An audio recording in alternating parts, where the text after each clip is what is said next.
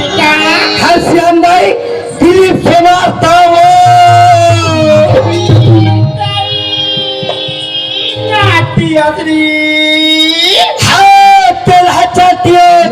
चाहती हो श्याम भाई कैसे कर दे श्याम भाई अब मुठेला हो गए हो अभी देखते दिमाग बहुत मोटा है कैसे कर दे श्याम भाई मुरमारी ले ककोड़ी तीर पर थे वो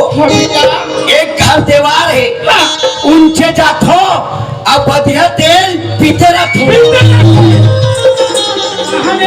कैसे मोटा थे एकर दूध में जहू दाई दीदी हो धारे धार बहा जहू कहते हा बढ़िया तेल पिया थो ही का मैं पीठो बढ़िया तेल के कमाल नहीं जाने हसरे बाबू कैसे होते जी जब बढ़िया तेल ना पी दे रे बाबू 10 बाल दब्बा दौड़ जावे ए दादा ऐसे में तो रामपुर के शौचालय पूरी बढ़िया तेल न है का तेले भैया मंदरस तेले ये श्याम नहीं ते है कहाँ जात रही कहाँ नहीं तो आधा रास्ता भी बिलवा के रखते हाँ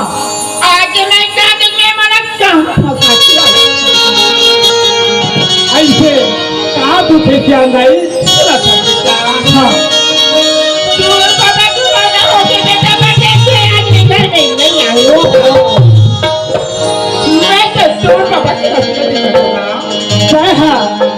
रास्ता देखा था नहीं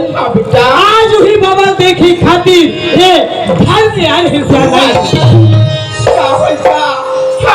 जमीन की दौर बाबा की रास्ता देख ली बेटा ले चल श्याम